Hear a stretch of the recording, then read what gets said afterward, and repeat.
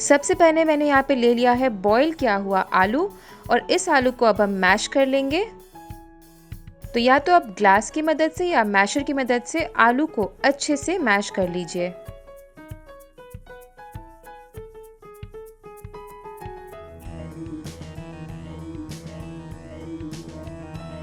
आलू मैश हो चुका है। इसमें अब हम डालेंगे मिक्स्ड हर्ब्स। आपके पास ऑरिगेनो, चिली फ्लेक्स, जो भी हर्ब्स है आप उसका यूज़ कर सकते हैं। अब इसमें डालूंगी मैं चिली फ्लेक्स, नमक अपने टेस्ट के हिसाब से और ब्लैक पेपर पाउडर यानी कि काली मिर्च का पाउडर। आप इसमें धनिया का पत्ता चॉप करके भी डाल सकते हैं, ये बिल्कुल ऑप्शनल है। मैं इसमें बहुत ही कम स्पाइसेस यूज़ कर रही हूँ क्योंकि ये बहुत ही सिंपल एंड बेसिक रेसिपी है। इन सबको अच्छे से मिक्स कर लेंगे। तो हमारा मसाला और आलू मिक्स हो चुका है। अब यहाँ पे मैंने लिया है प्रोसेस्ड चीज़ क्यूब्स। आप यहाँ पे मोज़रेला चीज़ भी यूज़ कर सकते हैं। इनको अब हम 4 हिस्सों में काट देंगे। एक चीज़ क्यूब से मैं यहाँ पे 4 हिस्से कर रही हूँ। अब हम आलू के मिक्सचर का एक बॉल साइज लेंगे और उसके बीच में गड्ढा करके एक चीज़ क्यूब का पार्ट उसमें डाल के इस तरीके से राउंड शेप दे देंगे। मेक श्योर कि कहीं से क्रैक्स नहीं रह जाए। तो ये परफेक्ट चीज़ स्टफ़ किया हुआ बॉल रेडी है। इसी तरीके से हम बाकी बॉल्स को स्टफ़ कर लेंगे। तो मैंने यहाँ पे इतने मिक्सचर में 10 चीज़ बॉल्स बना लिए हैं। इसको आप फ्रिज में रखकर कभी भी यूज़ कर सकते हैं। यहाँ पे मैंने कॉर्नफ्लावर लिया है और ये होममेड ब्रेड क्रम्स है। आप मेरे चैनल में ब्रेड क्रम्स की रेसिपी चेक कर सकते हैं। कॉर्नफ्लावर का अब हम एक पेस्ट सा बना लेंगे। तो उसमें मैंने पानी ऐड कर दिया है और इसको अच्छे से मिक्स करके एक घोल बना लेंगे।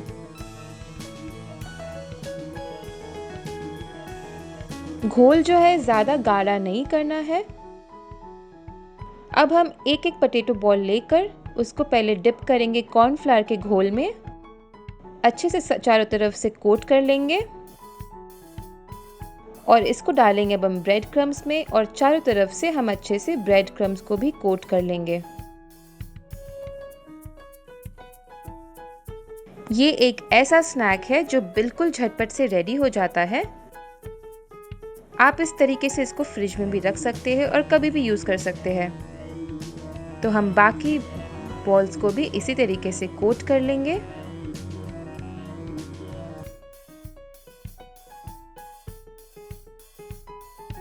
आपके पास ब्रेड क्रम्स नहीं है तो आप कॉर्नफ्लेक्स को क्रश करके भी यूज़ कर सकते हैं।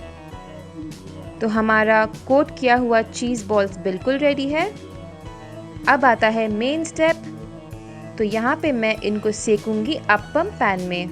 मैं इनको डीप फ्राई नहीं कर रही हूँ। आप चाहे तो इनको डीप फ्राई या बेक कर सकते हैं। तो मैंने अप्पम पैन में हल्का हल्का तेल डाल दिया है। आप कोई भी ऑयल का यूज़ कर सकते हैं और एक ब्रश की मदद से हम चारों तरफ से ऑयल को स्प्रेड करके उसमें एक एक पोटैटो चीज़ बॉल डाल देंगे।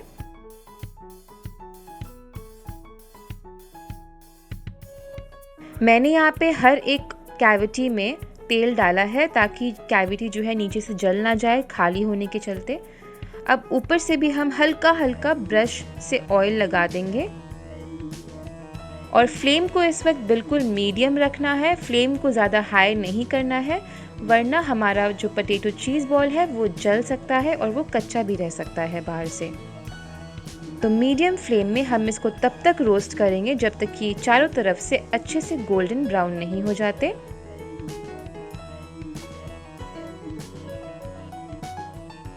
ये एक नॉन स्टिक अप्पम पैन है।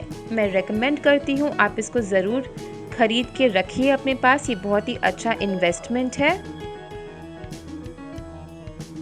इसमें आप ऑयल का यूज़ बहुत ही कम कर सकते हैं। बहुत ही हेल्दी रेसिपीज़ बनती हैं। तो इस तरीके से हम चारों तरफ से इसको उलट पुलट कर सेक लेंगे।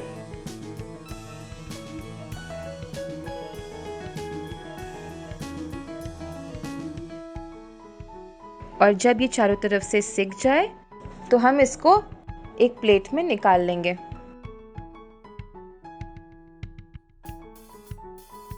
हमारा एक चीज़ बॉल बनके बिल्कुल रेडी हो चुका है। ये देखिए, इसका कलर इस तरीके से गोल्डन ब्राउन आना चाहिए।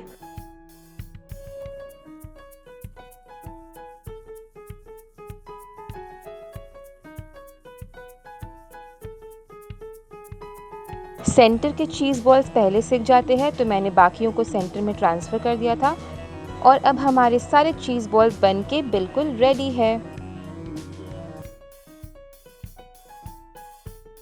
अब इसको हम कर देंगे प्लेट। तो मैं इनको सर्व करूंगी टोमेटो केचप के साथ। आप चाहे तो मेयोनीज़ या फिर ग्रीन चटनी के साथ भी सर्व कर सकते हैं। और मैं आपको एक चीज़ बॉल दिखाती हूँ। ये देखिए, चीज़ हमारा बिल्कुल मेल्ट हो चुका है। इतना यमी और इतना टेस्टी लग रहा है। अगर आपको मेरी वीडियो पसंद आई है तो इस वीडियो को लाइक ज़रूर कीजिए। मेरे चैनल क्रेजी फॉर हेल्थ को सब्सक्राइब करिए और बगल दिए हुए बेल आइकन को भी दबाइए ताकि आप कोई भी वीडियो मिस नहीं करें। मिलती हूँ अगली रेसिपी के साथ, तब तक के लिए बाय बाय। तो इस दही वड़ा बनाने के लिए हमने एक बोल में पहले उबले हुए आलू ले लिए हैं। आलू में अब हम डालेंगे कटी हुई अदरक और हरी और लाल मिर्च या फिर सिर्फ हरी मिर्च और थोड़े कटे हुए धनिया के पत्ते, थोड़ा नमक और काली मिर्च का पाउडर। बस अब हम इसे अच्छे से मैश कर लेंगे। ये स्टफिंग हम अपने ब्रेड के अंदर में डालेंगे क्योंकि मैं एक स्टफ्ड दही वड़ा बना रही हूँ जो कि और भी ज़्यादा टेस्टी होती है। तो अब इस मिक्सचर को अच्छे से या तो अपने हाथों से या एक चम्मच की सहायता से मिक्स कर ले। सारे मसालों को अच्छे से मिक्स करने के बाद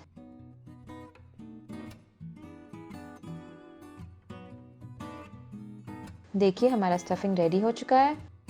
अब हम लेंगे आटा ब्रेड। मैंने आटा ब्रेड का इस्तेमाल किया है। आप ले सकते हैं वाइट ब्रेड या ब्राउन ब्रेड या आपके पास जो भी ब्रेड है उसका इस्तेमाल कर सकते हैं। और मैंने लिया है छाछ यानी कि बटर मिल्क। इसमें हमें ब्रेड के स्लाइसेस को हल्का हल्का सोक करना है। सोक करके अपने हाथों के बीच में रख के ये उसका एक्स्ट्रा पानी निकाल देना है। अगर आपके पास बटर मिल्क नहीं है तो आप दूध का इस्तेमाल कर सकते हैं या फिर दूध भी नहीं है तो पानी का इस्तेमाल भी कर सकते हैं। अब इसके अंदर डालिए 1 चम्मच जितना मिक्सचर स्टफिंग का और अब इस तरीके से इसका एक बॉल बना लीजिए। मैं जो बना रही हूँ उसका एक तरफ मैंने खुला छोड़ दिया है क्योंकि इसको हम सेकेंगे तो ये और भी ज़्यादा टेस्टी लगेगा। इसी तरीके से बाकी के स्टफ्ड वड़े तैयार कर लें।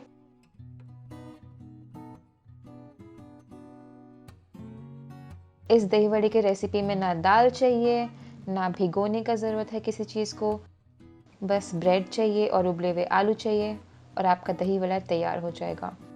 तो ये मैंने 6 वड़े बना लिए हैं। अब एक पैन में हमें घी गरम करना है। घी नहीं हो तो आप बटर का इस्तेमाल कर सकते हैं या फिर तेल का भी इस्तेमाल कर सकते हैं। और अब जिस तरफ में आलू है उस तरफ को नीचे की तरफ रखें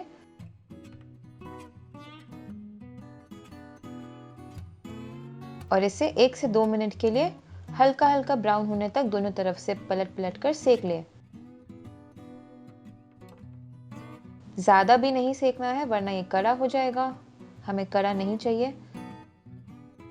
बस 1 से 2 मिनट के बाद जब इसमें हल्का हल्का ब्राउन एक ठो परत दिखेगा तो हम इसे निकाल लेंगे।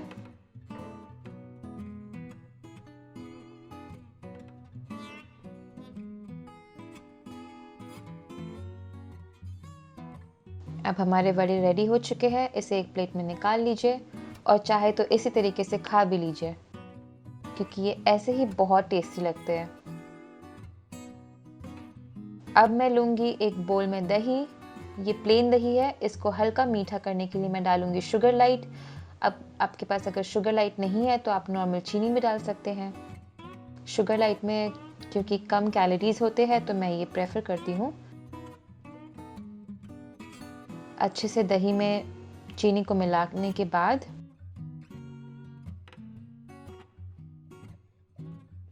बस अब हमें प्लेटिंग करनी है। उसके लिए एक प्लेट में आपको जितना दही वड़ा खाना है उतना रख लें, इस तरीके से। और अब उसके ऊपर अच्छे से हमें दही डालना है। अच्छे से दही को वड़ा के ऊपर कवर कर दें। अब इसमें कुछ मसाले जाएंगे, जैसे काला नमक,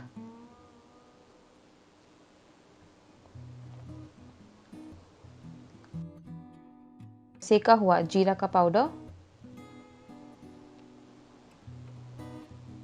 और थोड़ी सी कश्मीरी लाल मिर्च। आप चाट मसाला भी डाल सकते हैं। ये मेरे पास है खट्टी मीठी इमली की चटनी। आपके पास ये नहीं है तो आप कोई भी चटनी का इस्तेमाल कर सकते हैं, खट्टी चटनी का, या फिर नींबू का चटनी, नींबू भी डाल सकते हैं। और ये है थोड़ी सी धनिया की चटनी मेरे पास। और अब फाइनली थोड़ा सा कटा हुआ धनिया गार्निश करने के लिए। और हमारा लाजवाब दही वड़ा मुंह में घुल जाने वाली तैयार है। आप इसके ऊपर सेव भी डाल सकते हैं या कोई भी टॉपिंग डाल सकते हैं, प्याज भी डाल सकते हैं। इसे ज़रूर ट्राई कीजिएगा, ये रेसिपी आपको बहुत बहुत पसंद आएगी।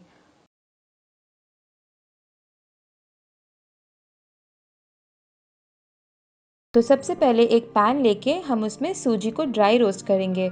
बिना किसी तेल के आप सूजी को पैन में डाल दीजिए और मीडियम टू हाई फ्लेम में 2 से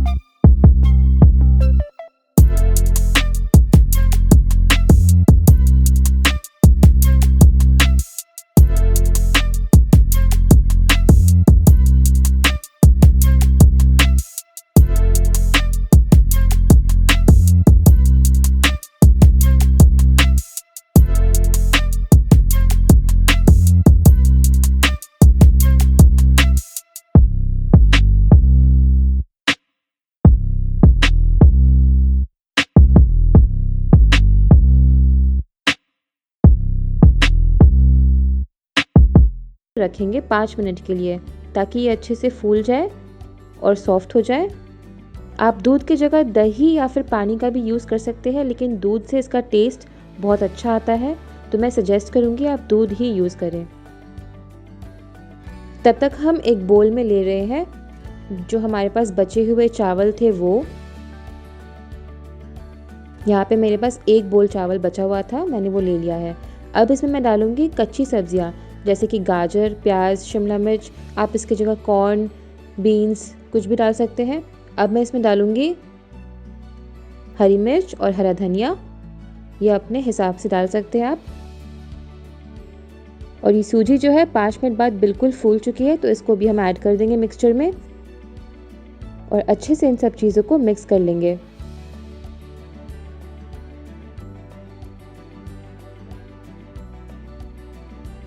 मैं ले रही हूँ यहाँ पे एक मैशर इस सब चीज़ों को मिक्स करने के लिए, ताकि जो फ्लेवर्स है वो अच्छे से इन्हांस होके आए। आप इसकी जगह ग्लास या फिर चम्मच से भी मैश करके मिक्स कर सकते हैं।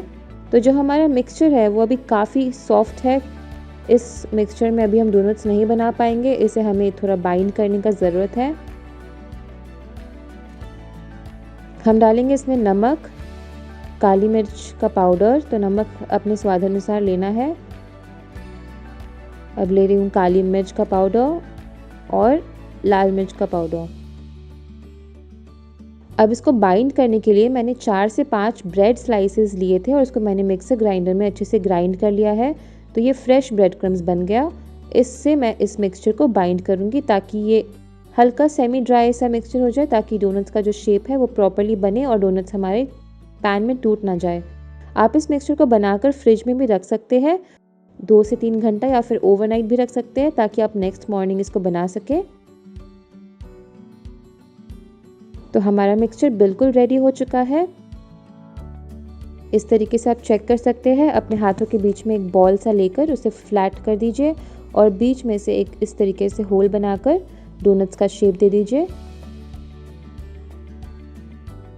तो अब एक पैन में मैं ले रही हूँ 2 बड़े चम्मच तेल।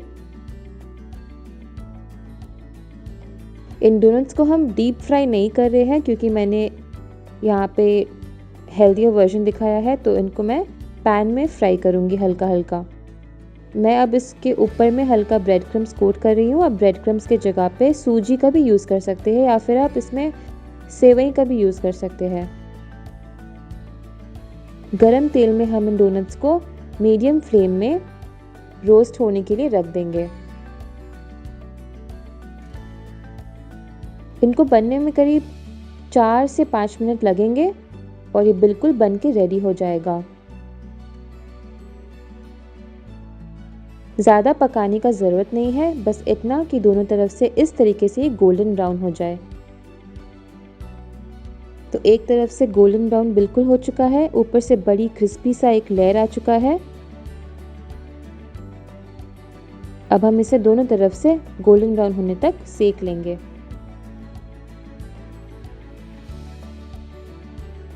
ये स्नैक बहुत ही इंस्टेंटली बन जाता है और इसको खाने में बड़ा मज़ा आता है। तो हमारा डोनट्स जो है वो बन के बिल्कुल रेडी है। आप इसको चाहे तो इसी तरीके से चटनी या सॉस के साथ सर्व कर सकते हैं, बहुत ही लाजवाब लगती है। या फिर आप इसको ऊपर से चीज़ के साथ भी सर्व कर सकते हैं। मैं यहाँ पे इसको सर्व करूँगी अपने बनाए हुए वाइट सॉस के साथ, जिसकी रेसिपी आपको मेरे चैनल में मिल जाएगी। ये मेरी हेल्दी वाइट सॉस है। तो मैं एक एक करके डोनट्स के ऊपर ये वाइट सॉस लगा दूँगी। ये कॉम्बिनेशन सबसे बढ़िया है इन डोनट्स को सर्व करने के लिए। वाइट सॉस अच्छे से लग चुका है। अब इसमें मैं डालूंगी फाइनली थोड़े Italian seasoning.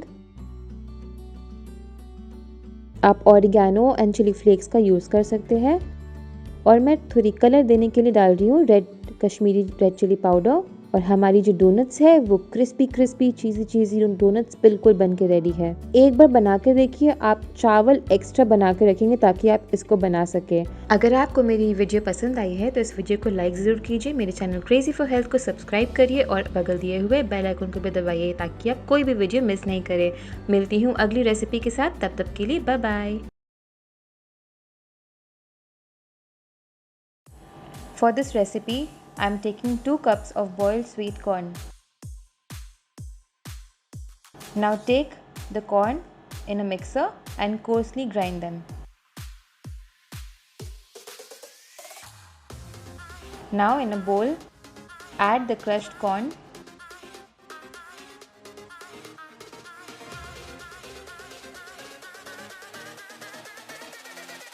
now in goes the boiled and mashed potatoes, spring onions, onions finely chopped,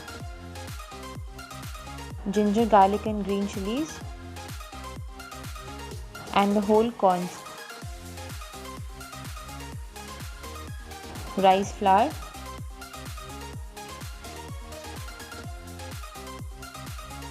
breadcrumbs. Here I've used the homemade breadcrumbs, salt to taste, black pepper powder, red chili powder, dry mango powder, and garam masala powder. Now mix all of this together and form a smooth mixture. It should be relatively dry. You can also add coriander leaves and lemon juice.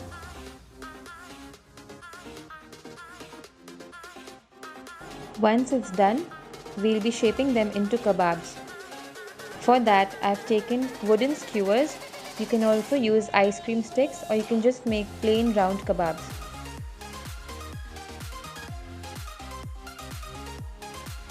Take some of the mixture and put them through the skewers and give them a nice flat shape.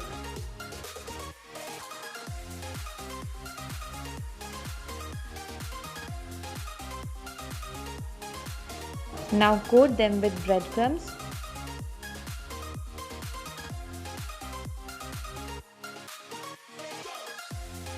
and keep it aside. Prepare the remaining kebabs in a similar manner. This mixture will make around 12 to 15 kebabs depending on the size.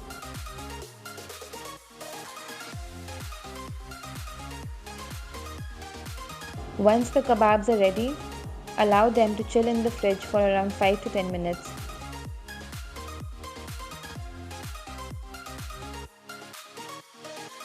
Next, take a pan and brush some oil onto it.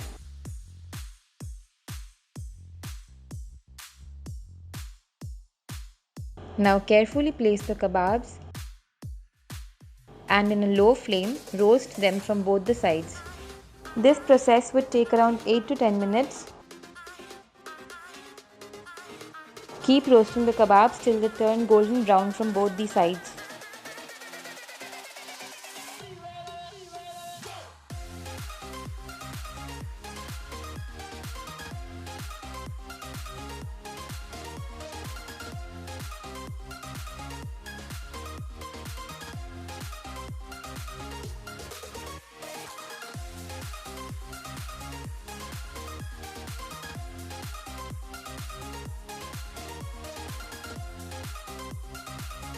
Once done, take them out in a serving platter and serve with salad and ketchup.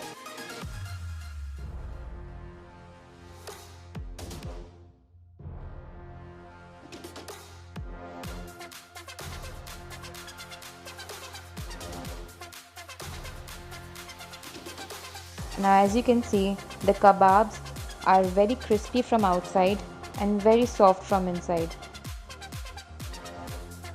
Enjoy!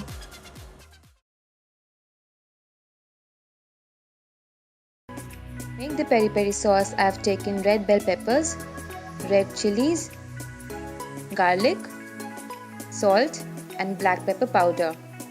Now take all of this in a grinder and grind into a fine paste. Add a teaspoon of vinegar.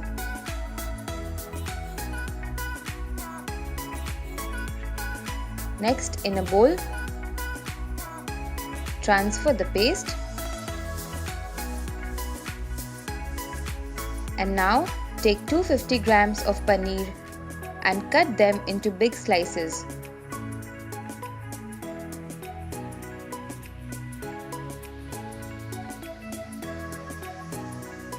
Next, coat the paneer pieces nicely with the paste and keep them for 5 to 7 minutes so that they absorb the flavor. Next, take a non-stick flat tawa or pan and add in some oil. Once the oil is hot, place the coated paneer pieces. Add in some more paste and now flip and keep cooking till the paneer pieces turn golden brown in color.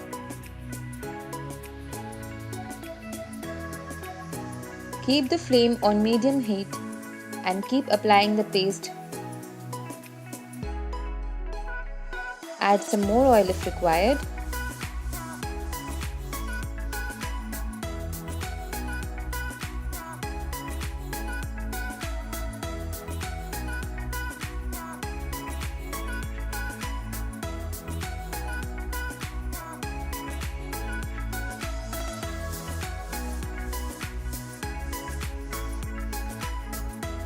The sauce has now become a bit thick and it is sticking nicely to the paneer pieces.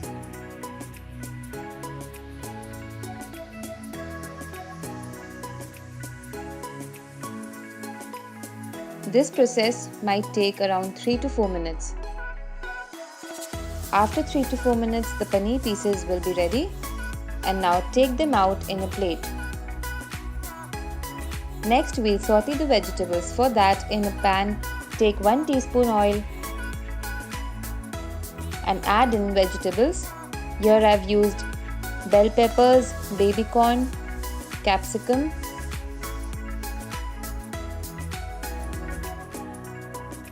and now I'll be adding some garlic paste and keep sauteing them on high flame. Do not overdo since they will lose its crunch. Now add some sweet boiled corn, black pepper powder, salt to taste, and mix well.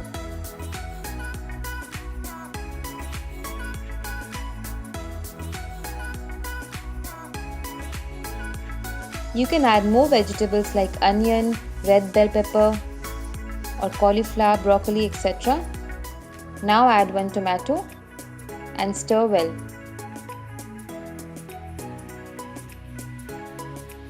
In 2 to 3 minutes, the vegetables will be ready.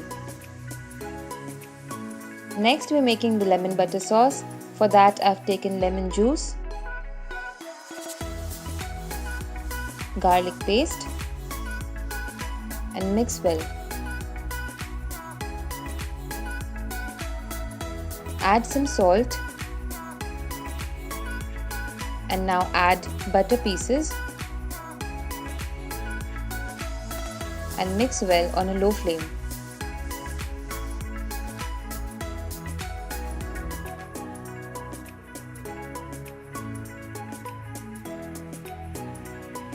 Check the salt. If it's too less, add in some more.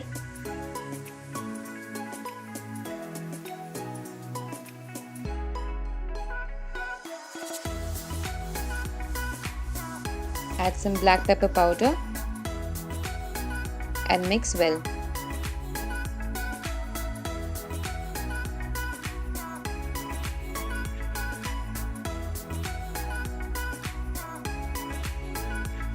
Once the butter and the lemon juice is well combined, our sauce will be ready. Take it out in a bowl. And now it's time for presenting. Here I have all the 3 elements, so I'm adding the lemon butter sauce first.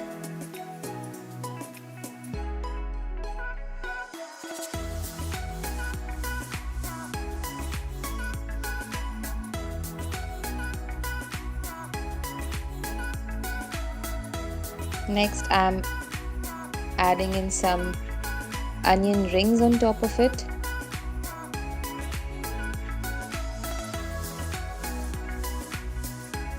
Some capsicum juliennes. And now I'm placing the paneer pieces on top.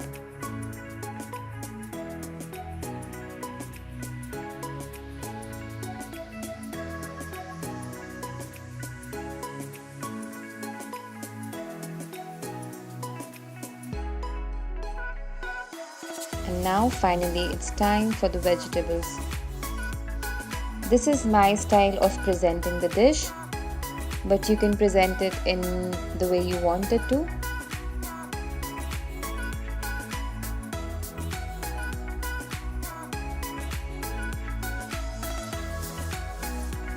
And now top it finally with some more sauce.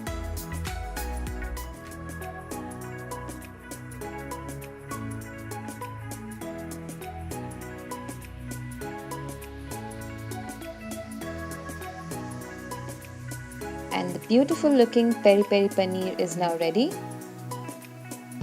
Serve it hot to your guests and you're surely gonna rock it.